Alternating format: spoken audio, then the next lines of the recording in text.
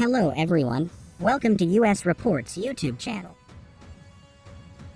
US donated howitzers are destroying Russian tanks in the raging battle for Severodonetsk, proving the effectiveness of Western-made weapons in eastern Ukraine. A video released by the Ukrainian military depicts artillery fire destroying a tank and two BMP infantry fighting vehicles from a distance of up to 25 kilometers.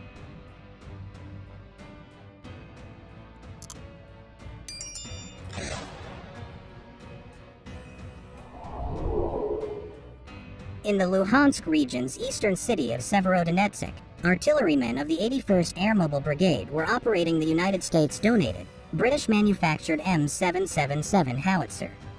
The United States has already donated more than 100 howitzers to Ukraine, and the latest $1 billion in military aid includes 18 additional howitzers, tactical vehicles to tow them, and ammunition.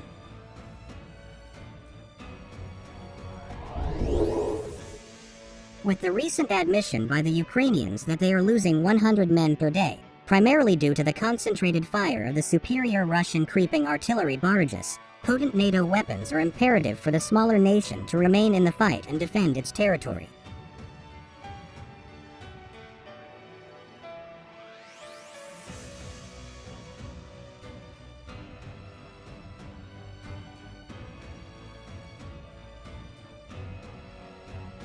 In a separate video released by Ukrainian forces last month praising the much-beloved U.S. howitzers, the inscription, "From America with Love," is visible on the barrel of one M777.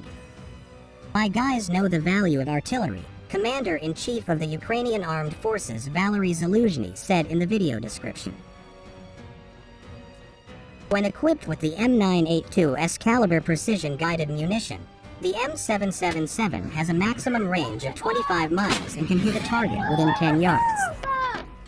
This range surpasses that of Russia's primary artillery systems, the 2S-19 self-propelled howitzer and the D-30 towed guns.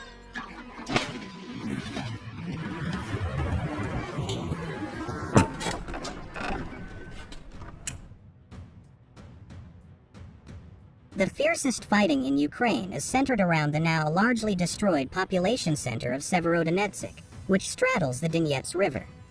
Moscow has been attempting to seize the 100,000-person city for several weeks.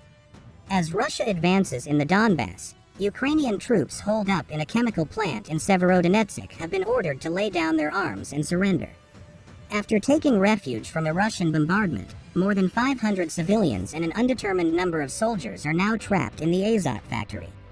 Now, the fiercest battles are occurring near Severodonetsk. The governor of the eastern Lugansk region, Sergei Gaidai, stated on Telegram that Russia does not have full control over the city. In neighboring villages, such as Tashkiska and Zolot, there are arduous battles. They are attempting to break through but failing, he said, adding that Ukrainian forces were battling Russians from all sides. Gaidai stated that there was more destruction at the Azot chemical plant in Severodonetsk, where 568 people, including 38 children, were sheltering.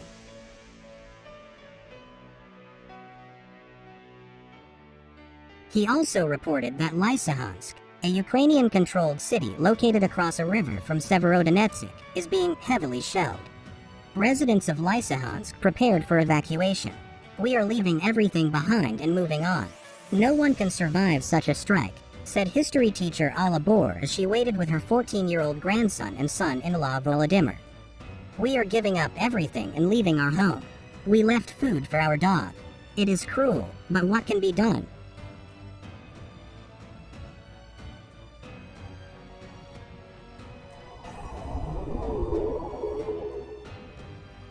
In light of the tense military situation in the east, Ukrainian President Volodymyr Zelensky hailed Brussels' support for Kyiv's EU bid as a historic achievement.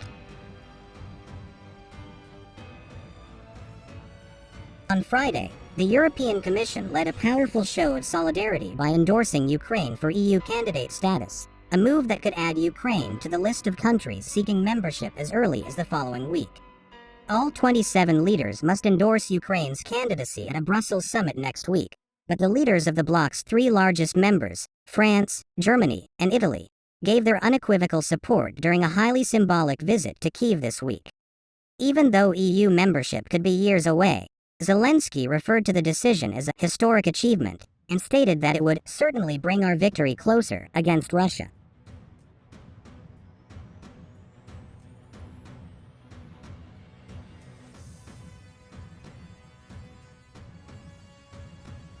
Ukrainian institutions are resilient even in times of war. Zelensky said in a video address that democratic practices in Ukraine have not lost their potency. Friday, the president of the European Commission, Ursula von der Leyen, wore a striking outfit in the national colors of Ukraine, blue and yellow. "We are all aware that Ukrainians are willing to die for a European future," she stated. "We want them to live with us to fulfill the European dream."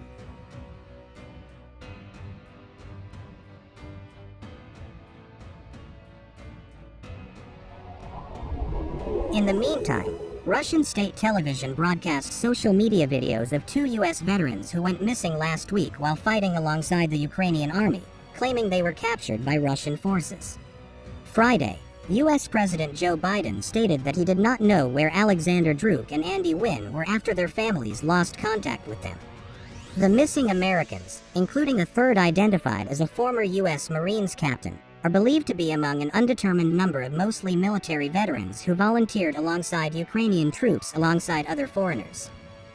Nonetheless, Ukrainian civilian volunteers continue to enlist, with a group conducting military exercises on Friday in fortified positions abandoned by Russian forces in Bucha, a city synonymous with war crimes attributed to Moscow's forces. The majority of those present are not soldiers. The majority of them have never held a weapon before today, a sergeant identified as Ticha told AFP. Moscow has warned Western nations against intervening in its ex-Soviet neighbor, claiming that it invaded to denazify and demilitarize a country that had become too close to the West. Putin stated that he had nothing against Ukraine joining the EU, stating that it was their sovereign decision to join economic unions or not, in contrast to the security risk he sees in Ukraine joining NATO. However, he stated that Ukraine's membership in the European Union would make it a semi-colony of the West. Putin also insisted that the Russian invasion was not to blame for global inflation and grain shortages. Instead, he blamed Western sanctions, which he claimed threatened starvation, primarily in the poorest countries.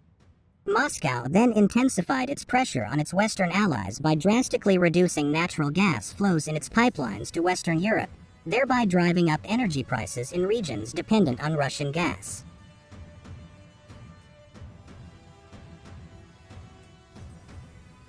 Since June 15th, France's network provider has not received any Russian gas via pipeline from Germany, and Italy's Eni expects Russian firm Gazprom to have its supplies on Friday.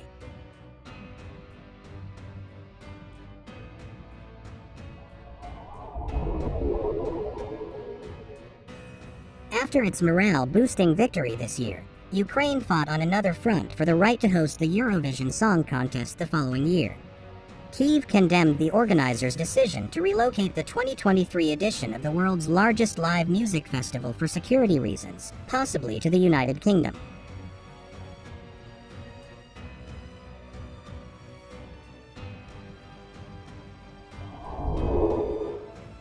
Culture Minister Alexander Tkachenko of Ukraine stated, "We will ask for a reversal of this decision because we believe we will be able to meet all of our obligations." The European Broadcasting Union, EBU, that organizes Eurovision said it on Friday that, following a full assessment and feasibility study, they had come to the conclusion that it would not be possible to hold the 2023 contest in Ukraine. As a result of this decision, in accordance with the rules and to ensure the continuity of the event, the EBU will now begin discussions with the BBC, as this year's runner-up, to potentially host the 2023 Eurovision Song Contest in the United Kingdom, the EBU statement read. Ukraine has already said it is not happy with the decision and says it believes it will be able to guarantee security for the competition, despite the threat of the ongoing Russian invasion.